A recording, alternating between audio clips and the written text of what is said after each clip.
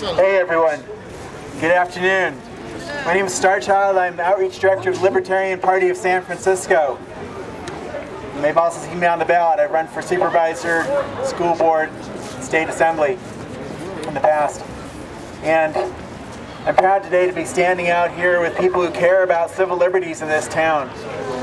It's absolutely a travesty what has happened. A man in a wheelchair being shot. And we've got to realize that, you know, this kind of thing, it happens recurrently, and the powers that be are not changing it. You know, there are 2 supervisors that come out here, but where are the rest? You know, this is one of the most supposedly liberal cities in the United States. You know, it's overwhelmingly run by Democrats, but somehow nothing seems to change. You know, people need to ask themselves, you know, what are we doing that we keep doing the same thing over and over again and expecting different results? It's been said that that is the definition of insanity, repeating the same thing and expecting different results. We keep voting Democrats into office and expecting different results, you know? But there's some very simple things that could be done to change the basic rules by which police operate in this town. One of them would be putting a database online that lists each officer by name, by badge number, and lists every incident that they have been involved with, where there was an accusation of excessive force, or where there was someone shot, or where a complaint was filed against the officer. You know, good idea. Get them individually accountable and shame and embarrass the bad apples, you know, in the department. And if the rest of the department is covering up for them or trying to excuse their behavior, then shame the entire department. You know, and let's have an elected police chief and an elected police commission. I heard that shout out earlier. I think that's a good idea.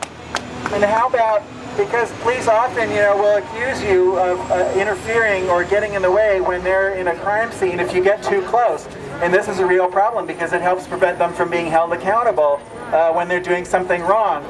There needs to be a law saying how close people can get with video cameras to the police, and it needs to be reasonably close enough that people with the cameras can see what's going on. And we ought to have that specific protection under the law to empower us to hold the police accountable.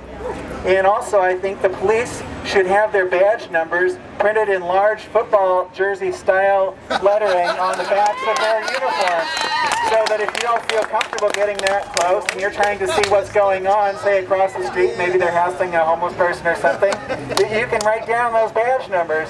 So if something happens later and the department doesn't want to release the names of the officers involved, which is current practice, shamefully enough, that needs to be, you know, something where we can tell who was involved. I mean, they should be required to put that out, and they should be required to immediately release police reports to the press and to the public. You know, privacy of officers is not an issue. We're talking about city employees here and doing their jobs paid for with our dollars, our taxpayer dollars. And so when they do something, we have a right to know about it.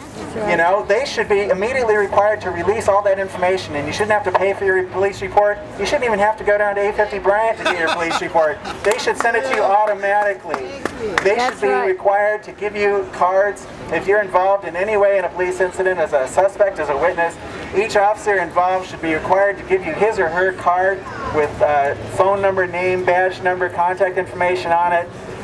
You know, and to get your contact information if you want to give it, so that you can be sent a copy of the police report. Even if you were just a witness, you should be able to get a copy of the police report, because then you can look and see what is in that report and speak out if what is in the report doesn't match what you actually saw occur. Because this happens, I think, on a regular basis. And we have the police writing columns in the local newspaper. You know, a lot of these newspapers get their, you know, they see a little crime blotter column and such. You know, those are often written by the police themselves. And that's why you don't usually see things in those columns about people getting shot by the police, you know, or police, you know, using excessive force, let alone, you know, things like that poor woman who was speaking earlier, the horrible human rights abuses that she suffered in the jail. You know, and I think we should have cameras inside the jail facilities as well that have a direct feed to media outlets so that the media can keep track on how people are being treated, you know, who are incarcerated. And people who have not even been convicted of anything, you know, should not be treated as criminals at all. Yeah.